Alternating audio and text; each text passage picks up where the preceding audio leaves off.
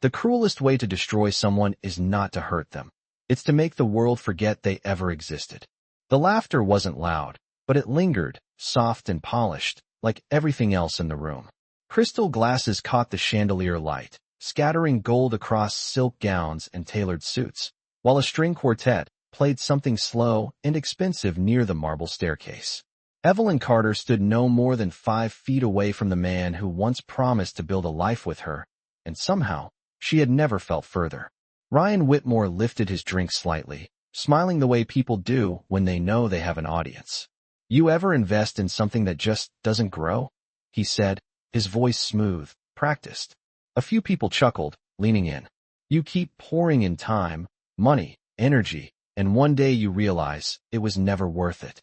The laughter followed, polite at first, then warmer as it spread. Someone asked, "So what did you do?" Ryan shrugged, effortless. "I cut my losses." Another ripple of amusement moved through the circle, light and careless, like the story carried no weight at all. No one noticed the woman standing just behind them. Or maybe they did, and chose not to. Evelyn didn't react. Not when his words landed. Not when someone clinked a glass against his inapproval. Not even when his new partner, young, flawless, draped in silver, placed a hand on his arm and smiled, as if she'd inherited something valuable. Evelyn simply stood there, still as a shadow cast on polished stone. The air smelled faintly of champagne and white roses.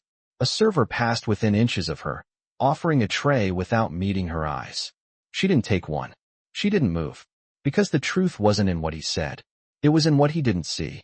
Ryan turned slightly, scanning the room as if searching for someone more important to acknowledge, his gaze sliding right past her without pause, without hesitation, without even the flicker of recognition. That was the moment it settled. Not the divorce papers. Not the silence that followed. This. Being invisible in a room where she once belonged. A name removed from lists. A memory edited out of conversations. A life rewritten as if she had never been part of it. Evelyn lowered her gaze for just a second, not in shame, but in quiet understanding. The marble floor reflected. Her silhouette, steady, composed, unchanged by the laughter above it. Somewhere near the stage, applause began for something else entirely, and the sound echoed across the ballroom, filling the space that her presence no longer occupied.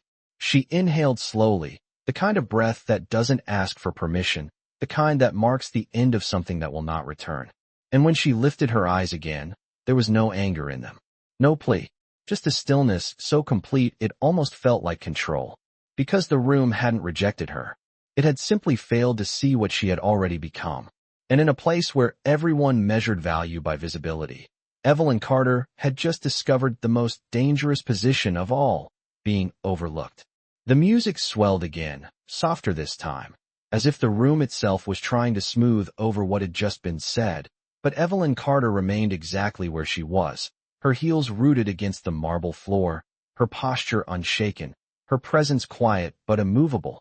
And while the laughter around Ryan Whitmore faded into new conversations, new deals, new names that mattered more in that moment, something else lingered in the air, something thinner, sharper, almost invisible, like the echo of a truth no one wanted to examine too closely, because beneath the polished jokes and easy smiles, there was a story no one in that circle actually knew, not fully, not honestly, and certainly not the version Ryan had just sold them with a glass in his hand and confidence in his voice. Because years ago, long before this ballroom, before the tailored suits and investor dinners and whispered reputations, there had been a different version of him, one that did not know how to stand in a room like this without glancing over his shoulder, searching for reassurance, and that reassurance had always been her, not in grand gestures, not in ways that demanded attention, but in quiet consistencies, in late nights spent reviewing contracts he did not yet understand,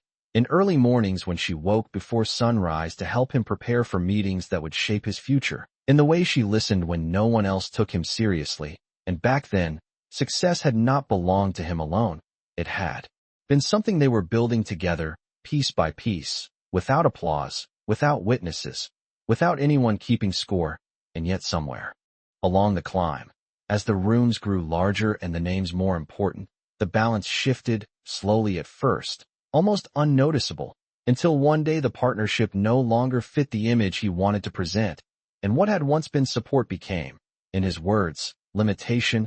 What had once been loyalty became something he described as weight, and when he walked away, he did not just leave a marriage, he rewrote the narrative of it, turning shared effort into personal achievement, turning her presence into something expendable, something easily erased, and now, standing here, as if she were nothing more than a stranger in the background of his success, Evelyn could feel the distance between who she had been in his story and who she had become outside of it, a distance measured not in miles but in silence, in the absence of acknowledgement, in the space where her name used to exist. And yet she did not step forward to correct him, did not interrupt the version of events he had chosen to believe, because there was a clarity in this moment that had not existed before, a clarity that came from seeing exactly how small his world truly was, built on perception, sustained by approval, dependent on being seen by the right people at the right time.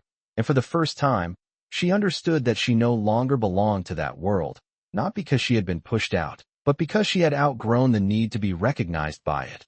And as another round of laughter rose from a different corner of the room, Evelyn shifted her gaze slightly, not toward Ryan, not toward the people who had just accepted his story without question, but toward the far end of the ballroom, where the light seemed a little dimmer, a little calmer, as if something else entirely was waiting there, something that did not need to announce itself to be felt.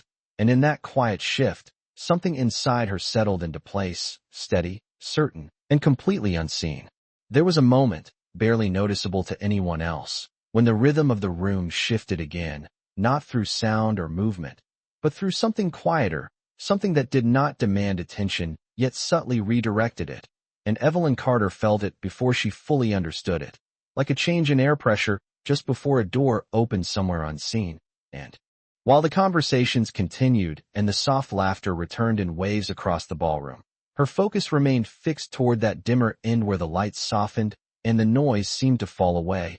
And it was there that a figure stood, not elevated, not surrounded, not performing, yet somehow more present than anyone who had just filled the room with their voices. A man dressed simply in a dark suit that fit with precision rather than display, his posture relaxed, his attention not scattered across the crowd but centered, deliberate, as if he had already chosen what mattered and dismissed the rest without effort. And he was not watching the spectacle around Ryan Whitmore, not reacting to the laughter or the applause or the curated charm of the evening. He was watching her, not in a way that intruded, not in a way that claimed, but in a way that acknowledged, fully, quietly, without hesitation. And for the first time since she had stepped into that room, Evelyn felt something shift beneath the surface of her composure, not uncertainty, not discomfort, but recognition, the kind that does not come from shared history but from clear perception, as if in a room designed to measure people by visibility. Someone had seen her without needing her to speak, and she did not move toward him, did not break the stillness she had maintained, but her awareness sharpened, her breathing steady, her posture unchanged, because whatever this moment was, it did not require urgency. And across the room, Ryan continued, unaware, leaning into another conversation, his hand resting lightly on his partner's back, his confidence intact, built on the assumption that the narrative he controlled was the only one that existed. And perhaps that was why he did not notice the subtle shifts beginning to ripple outward, the way a few glances began to drift away from him, not abruptly, not obviously, but enough to suggest that attention was no longer anchored where it had been. And Evelyn did not follow those glances. She did not seek confirmation, because she had already stepped beyond the need for it. And instead, she allowed the moment to unfold at its own pace, grounded in the quiet certainty she had carried into the room. And then, almost imperceptibly, the man at the far end began to move, not with urgency, not with display, but with intention. Each step measured, unhurried, the kind of movement that does not ask for space yet receives it anyway. As conversations subtly parted, as if guided by something unspoken, and still, no one announced him, no one called attention to his presence. Yet the air seemed to reorganize around him, and Evelyn watched without reacting, her expression calm, her gaze steady, because she understood something now that no one else in that room had yet realized, that recognition does not always arrive loudly, that power does not always introduce itself, and that the moment when everything begins to change often looks, to everyone else, like nothing at all. He did not rush, and that was the first thing that separated him from every other man in the room. Because in a place where people measured importance by how quickly others reacted to them, his pace remained untouched, steady, almost indifferent to the attention that quietly followed. And as he moved closer, the subtle shifts became harder to ignore. Conversations faltered mid-sentence. A few heads turned not out of curiosity but recognition, the kind that carried weight without needing introduction, and still, no one announced his name. No one interrupted the evening to acknowledge him. Yet the atmosphere adjusted around his presence as if the room itself understood something the guests had not yet processed, and Evelyn Carter remained where she was, her posture unchanged, her gaze calm, but inside that stillness, something aligned with precision, because she had seen that kind of presence before, not in form, not in face, but in essence, the kind that did not seek validation, because it had already moved beyond needing it. And as he approached, she noticed the details others might overlook, the absence of performance, the lack of calculated charm, the quiet certainty in the way he carried himself. And it was not familiarity that grounded her, but clarity, the understanding that whatever was unfolding now had nothing to do with chance. And across the room, Ryan Whitmore's voice continued, lighter now, drifting between topics that kept him at the center of attention. But even he began to sense the shift, a slight delay in responses, a distraction in the eyes of the people around him, as if something else had entered the equation, something more significant than the story he had been telling.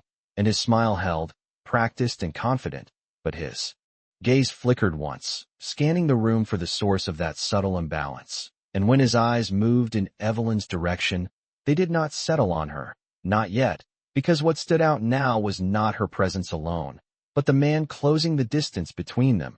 And for the first time that evening, Ryan's expression tightened just enough to reveal recognition forming beneath the surface, not complete, not certain, but undeniable. And Evelyn did not turn to meet the man approaching her. She did not step forward or adjust her stance, because she understood that this moment was not about being chosen or rescued.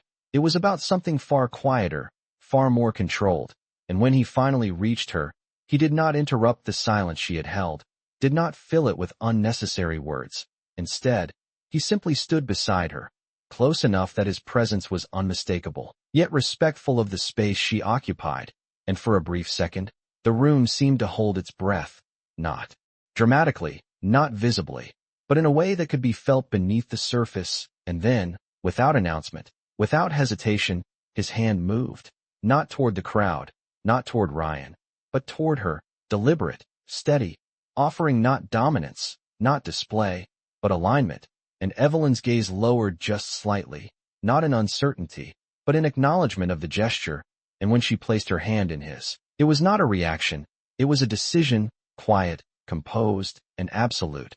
And in that single movement, something irreversible settled into place, not through words, not through explanation, but through presence alone, as if the story that had been told moments ago no longer held authority. And though no one had spoken, the balance in the room had already begun to shift beyond repair. The contact was simple, almost understated, yet it carried a weight that no announcement could have matched. And as Evelyn Carter's hand settled into his, the shift that had been building beneath the surface became impossible to ignore, not through noise, not through spectacle, but through the quiet reordering of attention. Because in a room where presence had always been measured by who commanded the most eyes, something far more powerful had just taken place without asking for any.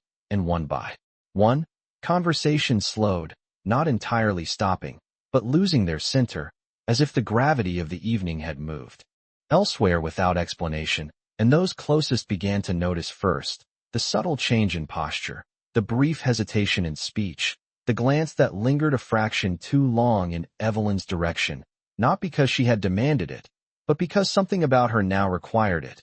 And beside her, the man did not tighten his hold, did not assert himself beyond that initial gesture, his presence steady, grounded, as if the act of standing there with her was not a statement to be made but a truth that did not need to be defended. And across the room, Ryan Whitmore felt it before he fully understood it, that quiet disruption threading through the atmosphere he had so carefully controlled, and his smile remained, but it no longer held the same ease, because the responses around him had changed in ways he could not immediately correct, the laughter thinner now, the engagement fractured, and when his gaze returned once more, this time it did not pass over Evelyn. It stopped, drawn not only to her, but to the man standing beside her, and recognition landed slowly, not in a single moment, but in layers, the outline of familiarity, the weight of reputation, the unmistakable presence of someone whose name did not need to be spoken in rooms like this, and Ryan's posture adjusted, almost imperceptibly, as if his body had understood something his words had not yet caught up with, and the woman at his side followed his gaze, her expression shifting from polite interest to something sharper, more alert, as whispers began to move at the edges of the room, not loud enough to disrupt, but clear enough to carry meaning, and Evelyn did not turn to observe any of it. She did not seek the confirmation that others were now offering without being asked, because her focus remained forward, her composure intact, her presence no longer defined by who acknowledged her, but by what had already been established in that single, deliberate connection, and the man beside her finally spoke. Not loudly, not for the room, but for her, his voice calm, measured, carrying no urgency and no need to impress. You arrived exactly when you were meant to.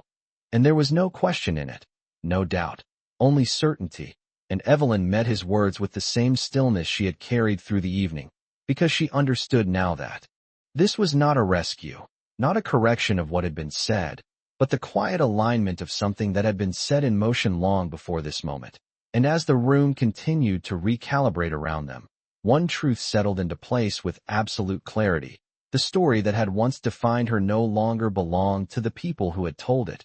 And without raising her voice, without stepping forward, without reclaiming anything that had been taken, Evelyn Carter had already moved beyond their reach, and everyone in that room was only just beginning to realize it. The words settled between them without drawing attention, yet they carried a quiet authority that did not need to be questioned, and Evelyn Carter felt it not as surprise, but as confirmation, as if something she had already known without naming it had finally been spoken aloud, and around them. The room continued its slow adjustment, the kind that does not happen all at once but unfolds in subtle layers, as conversations lost their rhythm and glances redirected with increasing intention, and the man beside her did not release her hand, not out of insistence but continuity, as if the connection had already been established long before this moment and was simply being acknowledged now. And across the polished expanse of the ballroom, Ryan Whitmore could no longer ignore what was happening, because recognition had fully formed, not just of the man, but of what his presence meant, and it arrived with a clarity that unsettled the control he had maintained all evening, and his posture straightened, not in confidence, but in adjustment, as if recalibrating to a reality he had not anticipated, and those around him began to follow his gaze with more focus, their expressions shifting from casual engagement to something more measured, more cautious, because the name forming in their minds carried implications that reached far beyond the surface of the event, and still, no one spoke it, not yet, because in rooms like this, understanding often arrived before acknowledgement, and Evelyn remained composed within that silence, her attention not on the reactions unfolding behind her, but on the steady presence at her side, and for the first time, she allowed herself to fully register it, the quiet precision, the absence of performance, the kind of confidence that did not rise or fall with the approval of others, and she understood that this was not coincidence, not a chance encounter shaped by timing alone, because there was intention here, not in the way he stood beside her, but in the fact that he had chosen this moment to do so. And as if sensing the shift in the room reaching a point where it could no longer remain unspoken, someone near the center finally broke the silence, not loudly, not dramatically, but enough to ripple outward. A single name carried in a hushed tone that spread faster than any announcement could have, and with it came a change that could be felt instantly, posture adjusting, voices lowering, attention sharpening with a kind of respect that bordered on caution, and Ryan's expression tightened further, because now there was no ambiguity left, no uncertainty to shield him from what this meant. And in that realization, something within his carefully constructed narrative began to fracture, not visibly, not yet, but beneath the surface where control once felt certain. And still, Evelyn did not turn, did not acknowledge the shift that was now fully in motion, because she did not need to witness it to understand it. And the man beside her spoke again, his voice as steady as before. They only recognize value when it stands where they can see it. And there was no judgment in the words, only observation, and Evelyn's gaze remained forward, calm, unwavering, because she knew that what had just been set in motion was not about proving anything to the people behind her. It was about something far more final, the quiet end of a story that no longer had the power to define her. And in that stillness, as the room adjusted to a new center it had not chosen but could not ignore, one truth settled with undeniable clarity. The moment of being overlooked had passed, and what followed would not ask for attention. It would command it without ever needing to speak. The name did not need to be repeated, because once it entered the room, it settled into every corner with quiet certainty, and the effect was immediate in ways no one could deny. As posture shifted, conversation softened, and the kind of attention that had once circled Ryan Whitmore now redirected with unmistakable precision. And this time, it did not come from curiosity or amusement. It came from recognition. The kind that recalibrates behavior without a single word being spoken. And Ryan felt it fully now, the complete shift in gravity.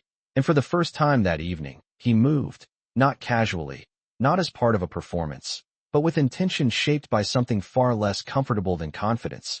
And step by step, he crossed the polished floor, each movement measured, controlled, yet edged with a tension that had not existed before. And the woman at his side hesitated before following, her earlier ease replaced with a quiet uncertainty she could not fully mask. And as they approached, the distance that had once made Evelyn Carter invisible now dissolved, leaving no space for avoidance, no room for misdirection. And when Ryan finally stopped a few feet away, the silence that formed was not dramatic, but it was complete, the kind that absorbs sound rather than demands it. And for a moment, he did not speak, because whatever version of the story he had prepared no longer fit the reality standing in front of him. And when his voice finally emerged, it carried a careful neutrality, as if searching for ground that no longer existed. "Evelyn," he said, her name landing differently now, heavier, no longer something that could be dismissed or rewritten. And she turned her gaze toward him, not quickly, not reactively, but with the same calm precision she had carried through the entire evening. And there was no surprise in her expression, no trace of the past he had tried to define her by. Only a composed acknowledgement that did not invite conversation, did not seek resolution, and certainly did not return to anything he had left behind. And Ryan's eyes flickered briefly to the man beside her, recognition fully formed now, undeniable. And in that single glance, the imbalance became clear, not through words, but through presence, through the quiet understanding of who stood where in this moment. And the woman at his side shifted slightly, her posture tightening, as if sensing the dynamic she could not control. And yet Evelyn did not step forward, did not explain, did not reclaim anything that had been taken from her, because none of it was necessary anymore. And the man beside her remained still, his presence unchanged, not asserting, not intervening, but undeniably defining the space around them. And Ryan attempted a smile, one that might have worked earlier in the evening, one that had carried him through countless conversations, but now it felt misplaced, disconnected from the reality unfolding. "I did not realize you would be here," he added, the words careful, measured, as if attempting to re-establish familiarity.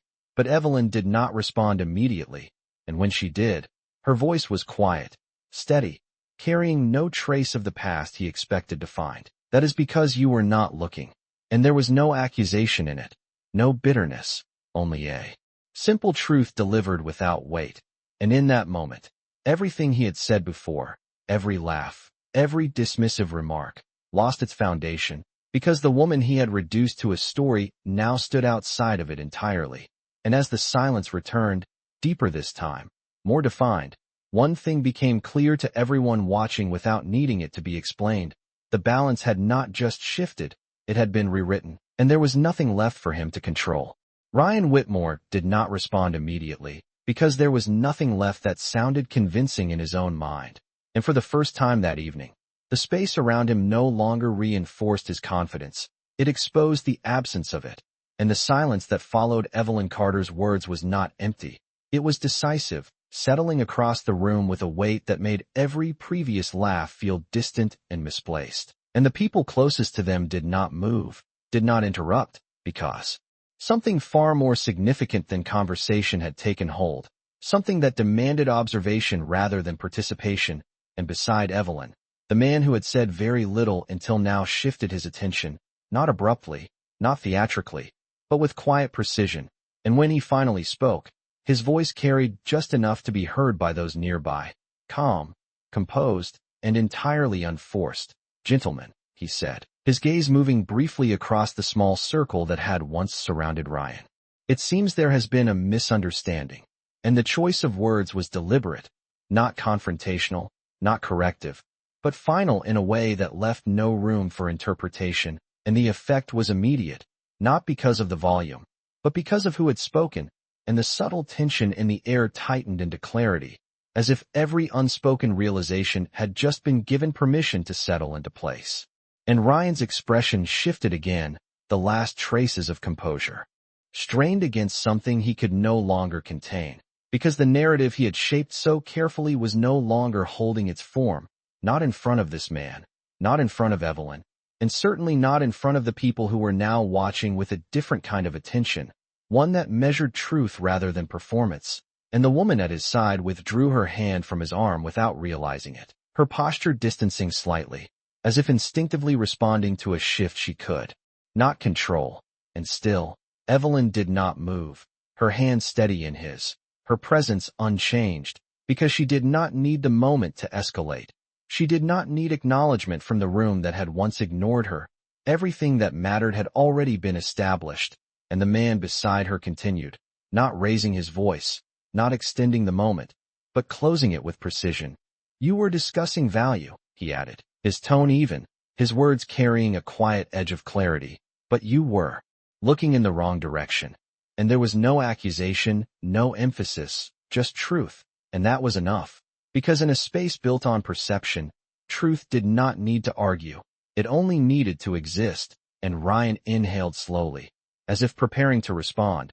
But no words came that could restore what had already shifted, because whatever he might have said now would only confirm what everyone had already begun to understand. And the room no longer belonged to his version of events. It had moved beyond it. And in that stillness, Evelyn gently released her gaze from him, not dismissively, not dramatically, but with quiet finality, because there was nothing left to revisit, nothing left to reclaim. And as she turned slightly, not away from confrontation but beyond it, one realization settled across every watching eye, not spoken, not announced, but undeniably clear. The woman they had overlooked had never been absent.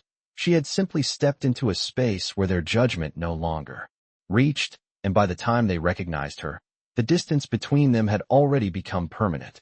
The silence did not break. It settled, deeper than before, as if the room itself understood that nothing more needed to be said.